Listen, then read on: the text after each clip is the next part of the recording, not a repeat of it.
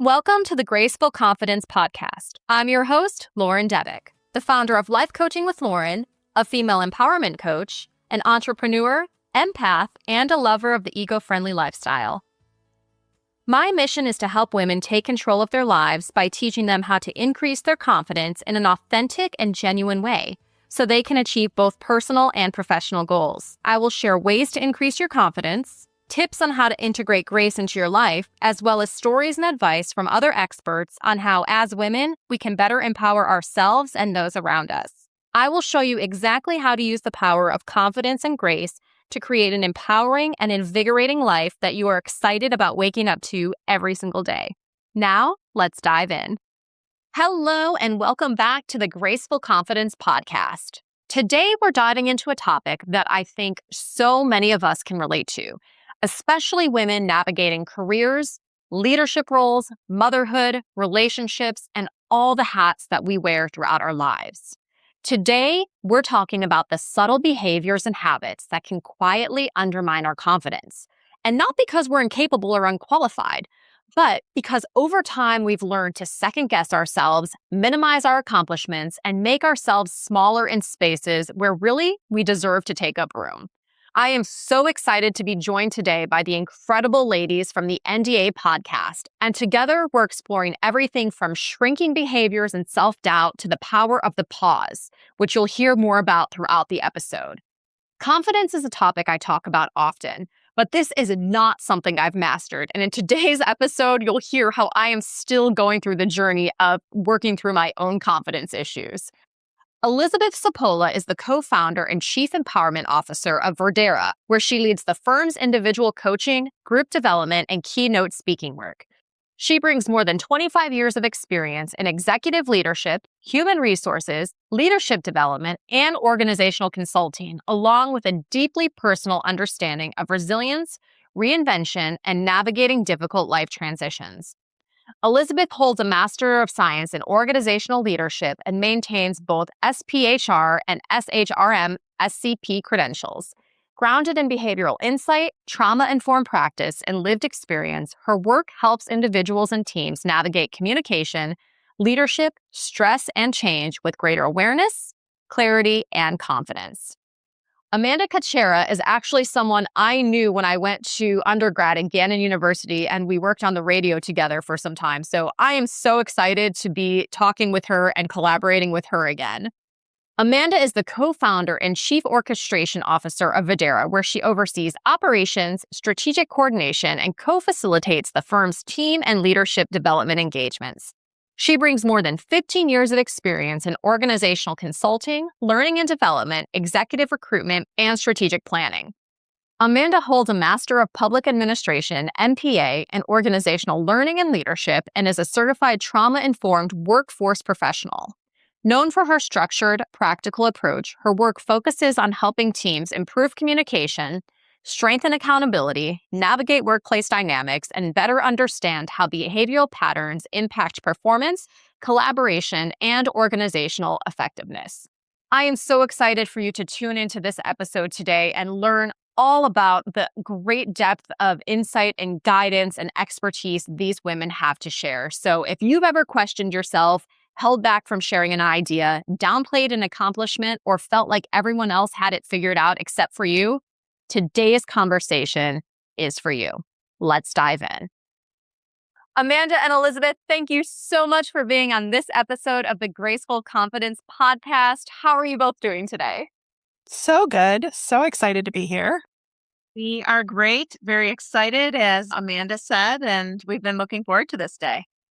So today we're going to be talking about the missing link in confidence, which is not something that I've touched on the Graceful Confidence podcast. So I'm really looking forward to getting your expert insight, guidance on this topic. So we're going to talk really more about the behavioral patterns about confidence and why maybe what you think about confidence isn't really the facts about confidence. So we're going to go with some different thoughts and perspectives today, which I'm always interested in, and I know the listeners are as well. So to kick it off, the first question is, what do most people get wrong about confidence? And why does it feel so inconsistent?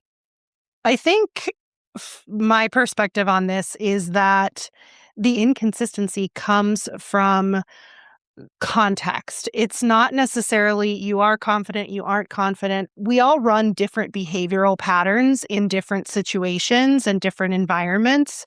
And in any situation where the stakes feel really high, whether it's a super emotional conversation or, it's an area where you do or don't have authority, lots of different dynamics, your conditioning takes over. So your behavioral patterns will shift and take over in those situations. And so that's what I think creates a lot of that drop off that we see in confidence is really a lot of times an absence of self-trust. I would agree. And kind of to build upon that, Amanda, one thing that I've definitely observed and even experienced in my own life, I think a lot of times we are led to believe that confidence is something you either are born with or you're not, or maybe it's a personality trait that can be further from the truth, in fact, because just like Amanda said, it's when you think about it, confidence isn't the issue. It's really being able to recognize and identify the patterns, just like you mentioned, because some things that I may find to be rather triggering, maybe you don't. And therefore, I might be more apt to speak up, whereas you would be more apt to overthink. But it's really, confidence isn't the issue. It's really just understanding. And then once you understand and become aware of it, being able to recognize so you can intercept the patterns. Mhm.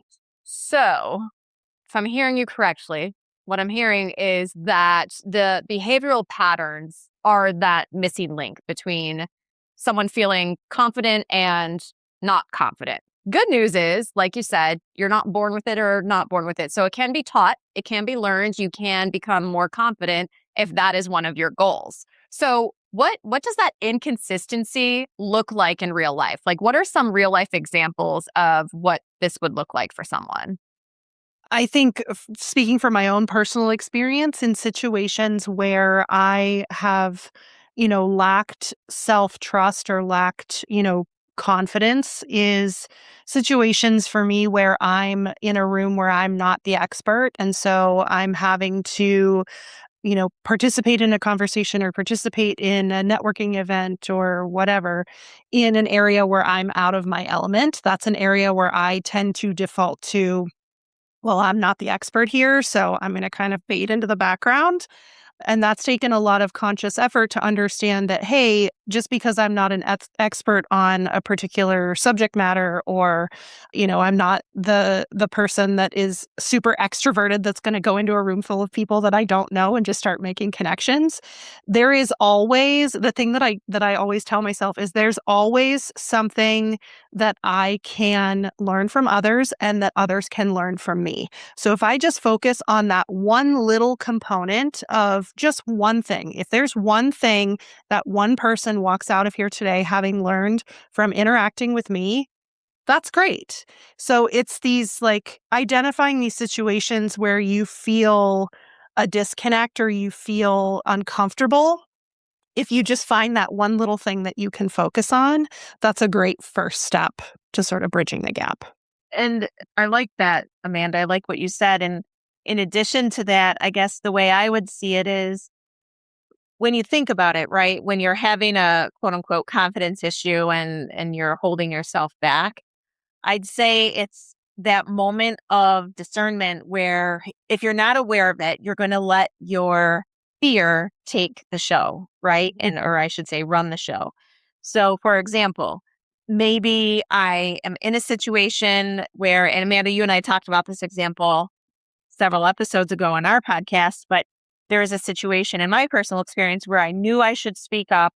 I absolutely knew I should speak up, but I didn't. And that moment of discernment where I could have either chosen to speak up or to stay silent, which in this example, unfortunately, I chose to stay silent. It was because I allowed my fear to take over. And the particular fear that was taking over for me is the fear of being labeled as too much. So in addition to what you said, Amanda, I would also say that it's really helpful and useful if you can even just catch it in that moment and ask yourself really quickly, or even in anticipation of going into a situation where you know that you are struggling with confidence or you're second guessing yourself, really stopping for just a quick second, even that pause to say, what is it I'm afraid of? What fear is taking over? And then you have an opportunity to interrupt it. Yeah, we're really big on the pause. I think, well, I'm confident we will mention the pause several times throughout the course of our conversation today because it's so important. I feel like now is the perfect time to talk about the pause. Yeah. And I think to Elizabeth's point, sometimes the pause for me initially, the pause actually came during the time when I would reflect on a conversation that I had had. And it took me a while to get into the habit of doing this, but I'm someone who, if I have a conversation and I leave that conversation and I don't feel like it went well, I had a tendency to play it over and over and over in my mind and like beat myself up for, oh, you should have said this or you should have done that. And why did you say that? That was a bad idea. That was my internal critic taking over. She can be just brutal sometimes. So Moira, remember her name? Moira. Yes, her name is Moira. She likes to pipe up whenever especially when she's not really welcome. But one thing that I realized over time is that, instead of taking that time to beat myself up and "Oh, what could I do differently and how, I should have done this, to pause and say, okay, why am I feeling this way? What's what is the fear? What is the need that I felt, that the fear happened or was very close to happening? Or what did I need in that situation that I didn't ask for or didn't do? And how can I do that differently next time? So some people are really good at doing that, like in the moment. Some people need a little bit of, I'll call them maybe a little bit of training wheels, so to speak, in that post-conversation reflection to build that muscle. Because then as you build the muscle, it gets easier to do it in the moment or even beforehand. But for me, the pause became really important in the post-conversation time frame for me to learn how to pause and reflect appropriately. I like what you said, Amanda, about the pause is really useful and helpful for you in the post exchange moment, just taking some time to do that. And the questions that you posed for listeners to contemplate are really useful. I wonder though, when I think about it, some of your listeners today, maybe they are hearing those prompts and they're thinking, I don't know, I'm not even self-aware enough to know how to answer those questions. I wouldn't necessarily look at a pause as necessarily needing to be some substantial dramatic shift, even just taking a beat, literally just taking a beat where you can take a breath. If you pause, number one, you're pausing because you've caught the fact that I'm feeling triggered. Number two, when you pause, you're able to create even just a quick moment of choice. And that's where it interrupts your tendency, right, to maybe be on autopilot. And a lot of times people feel obligated just because someone asks them a question or just because someone is coming to them at a certain level of intensity. A lot of times we feel obligated that we have to try to match that energy or quickly react or respond, but you don't have to. It's actually perfectly acceptable to not necessarily respond right then and there and just to say, let me think about this or let me get back to you or just to take a breath. That's a perfectly acceptable response as well. I will share with the both of you. I listened to your episode this week about boundaries and people pleasing and the shoulds and being the good girl because that all resonated very, very deeply with me. And this is a real life example. I received a text last night when I was at an event that my immediate behavior defaulted to, I need to answer this. Oh my gosh, I'm stressing out. I'm spiraling. I'm at this event. And then I thought of you guys and I'm like, you know what? No, I don't have to. I took the pause without knowing that it was called that at the moment. And I answered and responded to it this morning when I was in working hours. It was fine. The pressure we put on ourselves to do things, and I know that's a whole other people, please listen to the NBA podcast because it touches so many pain points I think so many of us women go through and helps us change those behaviors. So thank you. Thank you for You're welcome. what you're putting out there. It helped me in that moment. I appreciate it. It's always good to hear stories of times, and I'm sure you feel this way too, with the words of encouragement and just different ways to think about things that your listeners hear from you. It's always great to hear someone say, hey, I tried it and it worked. That's great. Thank you. Yeah, we love Thank that. you.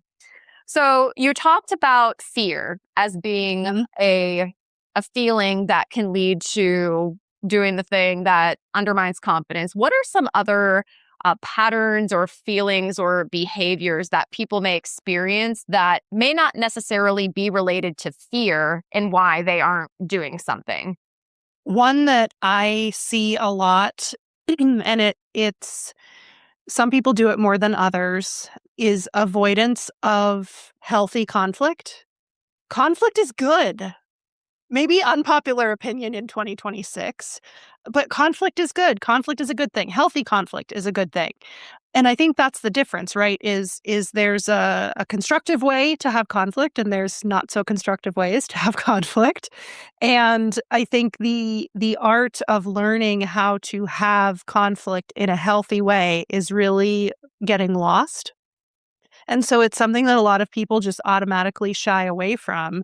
And that holds us back in so many ways that, just having an open and honest conversation and saying, here's how I feel about this and here's what I think needs to happen, and hearing the other person out and being willing to say, you know what, I think we're both in really emotional places right now. So let's revisit this, in a couple of days, and walking away and agreeing that, hey, maybe we're not in the right headspace right now to talk about this.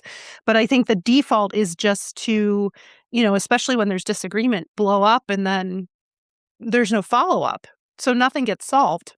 And then when you do that, Amanda, and you don't say anything or you avoid conflict and you don't do it constructively in such a way as you just stated, where you can say, hey, now's not a good time. Let's revisit this. If you don't say anything and you do stay silent, what happens is you're training the other person how to treat you, in the sense of they're going to assume what? That everything's fine. Yes. And they're going to do it again. Exactly. I would highly recommend, there is a TED Talk. I don't recall off the top of my head I'm pretty sure it's a TEDx, actually. Might be TEDx Broadway now that I'm thinking about it. But her name is Amy Gallo. And she has done a lot of work in this space of having healthy conflict. And I had the pleasure of hearing her speak at a SHRM Talent Conference, Society for Human Resources Management conference a couple of years ago. And she did a keynote presentation on this formula for healthy conflict. And I highly, highly recommend watching that TED Talk, because she lays out this really easy to use formula for healthy conflict. And Elizabeth and I use it all the time in the work that we do with clients, in walking people through reframing their mindset around conflict. Because to Elizabeth's point, we teach people how to treat us by the way that we interact in situations with them. And so if we're avoiding conflict and we're not, engaging in a productive way, we're just setting the tone for future situations. And then that creates more patterns. Yes, and some of the other really popular patterns that I'm thinking of, for example, this morning, I had a couple of different sessions with some of my individual coaching clients. And ironically, some of these came up and we were talking about them. And I'd say some of the real common patterns are also over apologizing. And when we do that, we're basically training ourselves to think, ooh, I must be the problem. I don't want to screw it up, or I don't want them to see that I'm the problem. So I'm just going to continue to over apologize. Another thing that I see commonly is when people are just feeling compelled to over explain. And I'll be completely honest, Amanda knows this. This is something I struggle with, and I'm constantly working on it. But, we kind of feel like, oh, I have to try to say it perfectly, or just so that what I'm saying, or this boundary I'm setting, or this need that I'm trying to communicate of mine will stand a better chance of being accepted. Another one I see quite a bit is when people doubt themselves, and they just think to themselves, you know what, it's better for me just to stay silent because I'd rather stay silent than risk saying the wrong thing. And then another very popular one is people pleasing. So basically, I'll just adjust myself to be whoever I think others want me to be so that I don't risk upsetting them. But the thing is, right, when it comes to confidence and these patterns, every time, yes, we train other people how to treat us, but we also train our own selves how to view our capability and our sense of worth. So each time we fall into repeating these patterns, we're essentially perpetuating the belief in our own minds that we can't trust ourselves. Ladies, why do we do these things? Ah, That is the $1,000,000 question, right? It comes from a lot of places. There are, and Elizabeth works with this all the time through the individual coaching work that she does. We are, if you think back to like psychology 101 and the Maslow's hierarchy of need, not to like go down a educational path, but there's a lot we can glean from that because as humans, we all have basic needs, food, shelter, psychological safety. These are all basic needs that we as humans have. And the experiences that we have in our very formative years, this is going back to, childhood, early teenage years, in those early formative years of our lives, as things happen to and around us, we develop core fears. We develop areas where, oh, I'm in a situation where this feels threatened. And as we grow, that informs the behavioral patterns that show up well into our adult lives. And so that's why the work that we do is so focused on going back, like back, and looking at what are the situations that we've grown up in, what are the circumstances that we've had to navigate in our lives that inform and create these core fears and core needs. Because until you understand where those come from, any kind of lasting behavioral shift or change is going to be extremely difficult and frankly unlikely. it's literally not possible, actually. I'm going to say it's not likely. I'm actually going to say it's impossible. There's, like you said, and there's a lot that can be done. Let's put it this way. There's a lot that can be done to put yourself back into the driver's seat and kick your fears out of the driver's seat so that you can arrive at making sense of what's happening around you and give yourself a sense of agency and freedom of choice to be able to respond accordingly and advocate for yourself accordingly. We do that once we recognize, number one, what are those core fears? Number two, what are the types of situations or scenarios that trigger those fears in me and for everybody, for each of the three of us? We all have different core fears. So understanding what types of things or people or situations trigger that. And then once we do that, then we have to understand, okay, what is the emotional reaction that we typically turn to try to protect ourselves and keep ourselves safe when we're feeling afraid? Hence, some of those behaviors that we talked about earlier to the previous question that you had asked when you were asking about patterns. And then once we do that, then we have the ability to recognize it so we can interrupt it and then learn new tools. A lot of times people just jump right to, don't worry about that. Don't stress out about that. Here, do this instead.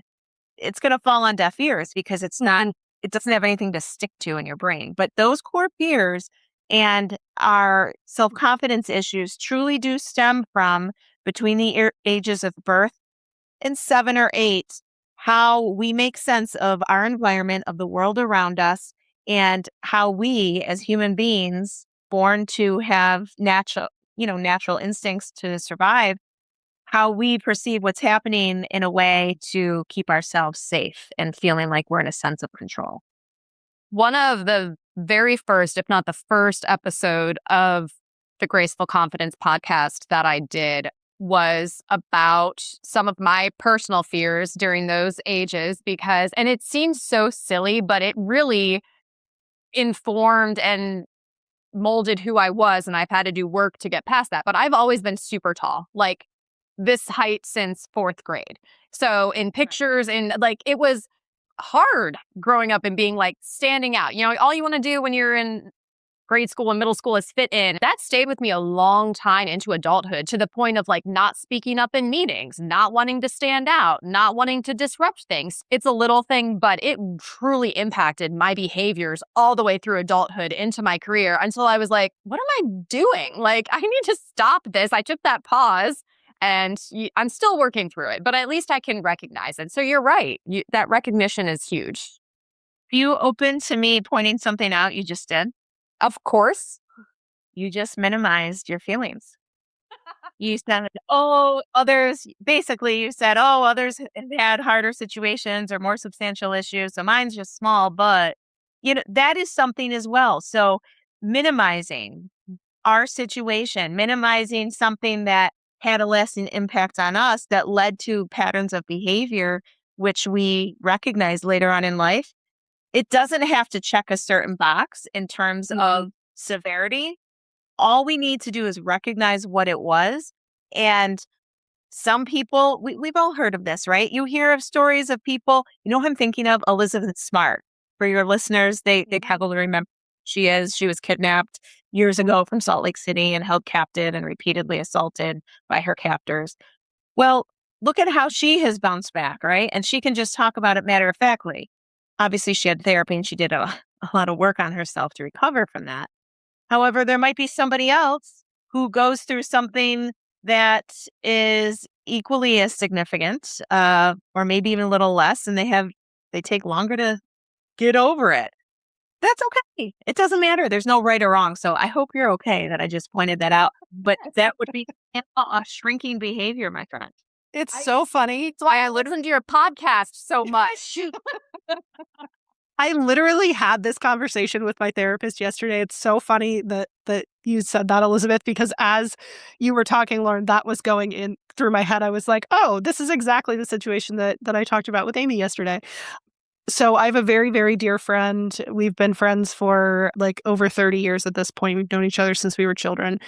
And she always does something when we're talking. We try to catch up on the phone, once a month or so. And she always does this thing, and it just breaks my heart every time she does it, because I've had difficulties in my life. My mom passed when I was in my early 20s from cancer. My dad is battling a terminal brain tumor. So lots of, big T trauma happening in my life. And whenever we're talking, if she's like complaining about, her parents or complaining about work, she'll stop like mid-sentence and be like, but I know that's nothing like what you've dealt with. And I'm like, okay, my difficulties and challenges do not negate your difficulties and challenges. We all have them. We all are entitled to our feelings, and we are all entitled to the difficulties that we go through and trying to process those as best we can.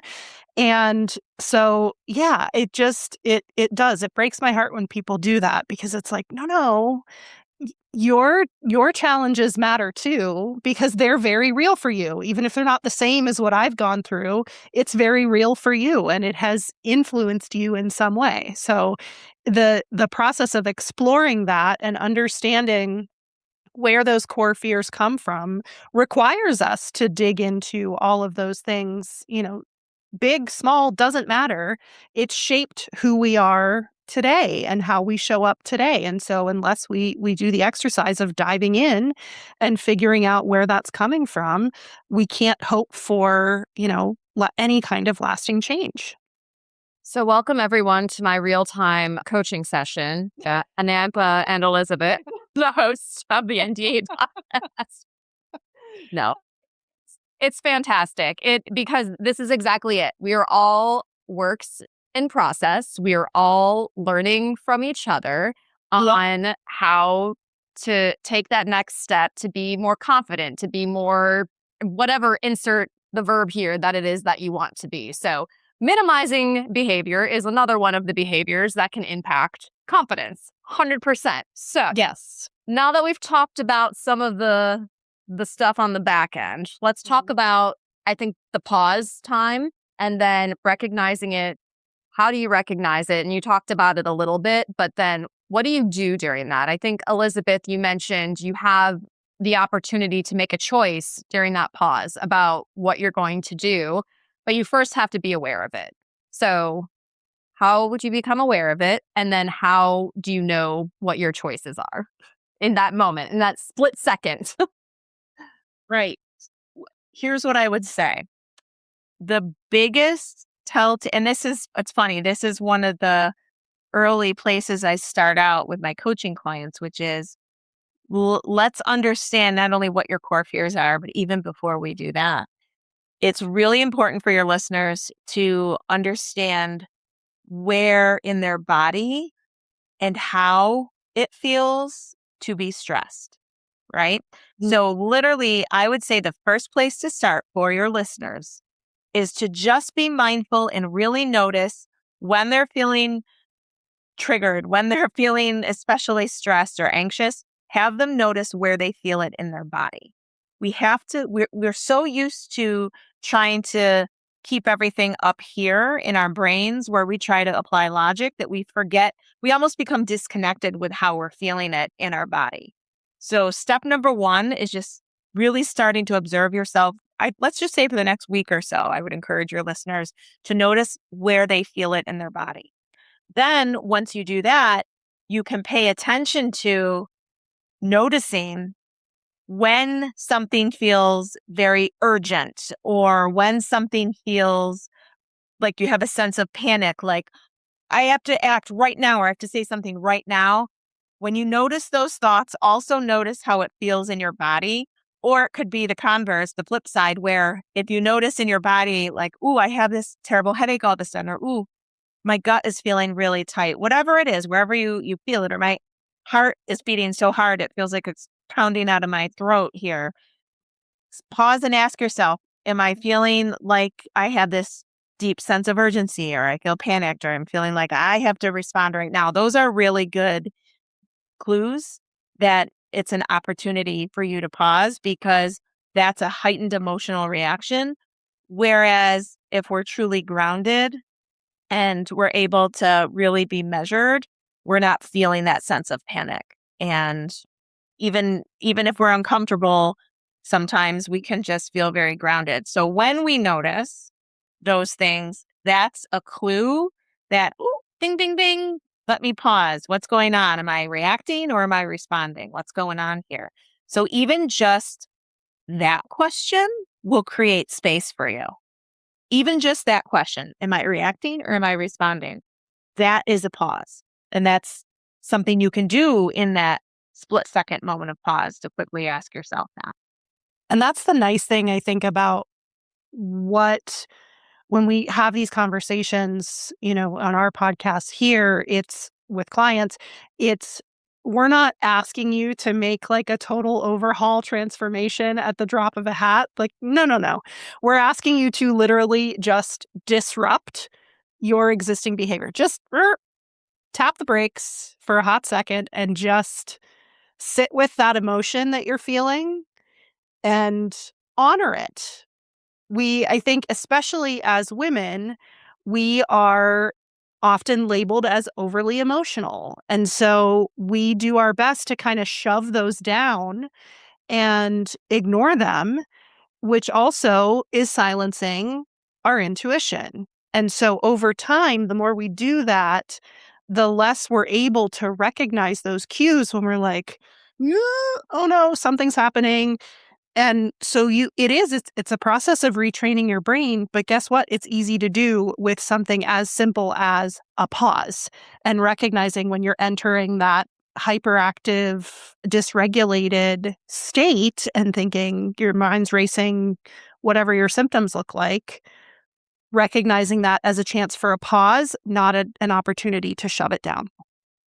I know for me, I'll just share personally a, a symptom for me, right? When I have to stop and notice what's going on here is if I if I feel a sudden urge, like I want to reach for something sweet, right? Or I'm like, ooh, I want some sort of a snack or something to kind of soothe and distract my brain. That is a clue for me that, ooh, why are you randomly, you just ate, so you're not hungry. What need are you trying to meet here? So that is a clue that I'm in tune enough in my body to recognize as far as, ooh, something's going on here. And that creates an opportunity for me to pause. But yeah, I love what you said, Amanda, because so many of us are try to break ourselves of being in touch with our emotions and with our body and with our mind, that we try to silence our intuition, which that is one of the biggest, most crucial gifts and tools that we have as humans. Mhm. I've been having conversations recently about just the emergence of AI and where the world is going and the importance of remaining human. Being a human is messy. We have emotions. We have feelings. We are not machines. We are not designed to work 24/7. So, being able to use the word honor earlier, honor yourself and those feelings goes a very long way. And some of the work I do is once you are in that place of mindfulness and groundedness, what comes out of that is beautiful. It's a spring of creativity, of thoughts, of decisions, of just clarity. So there is a lot of truth and power in the pause. And it's hard to get to, though, to your point, because we are conditioned with so many of these different aspects of just being human.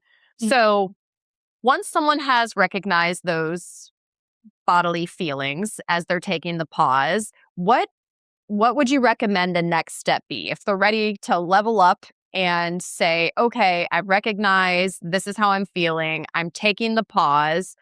What are some, and it obviously it depends on the situation, but when they do make a choice in that moment, what are some of those options and how could that lead to being more confident or feeling more confident? Well, I would say it, but some of the options, right, are giving yourself permission to use your voice and to actually say what you're thinking, or to ask for what you need, or to, I don't know, maybe make a decision without offering this lengthy explanation. And I don't know, maybe if someone asks you to do something that you don't want to do, and historically you would have felt obligated, so you just would have done it and then begrudgingly been pissy about it. Maybe you just say, no, it won't work for me. Basically, the next step is to stop abandoning yourself in those moments where you recognize it. That's what you do. You stop abandoning yourself and ask yourself, what is the next best decision I can make so that I'm not abandoning myself? And then each time you do that, your brain learns to recognize, hey, guess what? We can trust ourselves, right? And that is how self-confidence is built. That's the next step to take. And it takes practice. And just like going to the gym, first you have to recognize what parts of your body you want to work on. Then you have to learn how to do it. And then you have to keep practicing and doing it over and over and over again. And it takes time, but eventually you gain something called muscle memory. But truly, it's very important to just steadily retrain and rewire your brain to recognize and believe the truth, which is you can trust yourself. So it doesn't have to be some big, exaggerated, performative next step, just steady. Confidence becomes consistent when your behavior becomes consistent. Your feelings are not going to be consistent. There's going to be situations that are triggering to you. There's going to be, trauma that you face, big T, little t, doesn't matter. There's going to be situations where your emotions are going to be up and down. But what matters in those moments is how you're responding to the situation. And if you're able to find some consistency, and as Elizabeth said, get to the point where you trust yourself enough to know that you're going to make the right behavioral choice each and every time, as you do that over time, that confidence is going to come with that ability to trust yourself and respond in a way that is consistent with your own authentic behavior, not an emotionally dysregulated state, fight, flight, freeze, fawn response. I guess the only thing I would say is, especially in the topic of confidence, not just even the topic of confidence, but I'm going to get even more granular. Oftentimes, confidence laser focused on a certain subset, whether it be confidence in women, or become a more confident woman, or become a more confident speaker, or become a more confident leader, whatever. The market is saturated with so-called experts who are claiming to have a quick fix. If you just follow this formula, if you just buy this series, or if you just read these books, if you just do fill in the blank, come to this conference, come to this seminar, come to this retreat that's thousands and thousands and thousands of dollars. Guess what?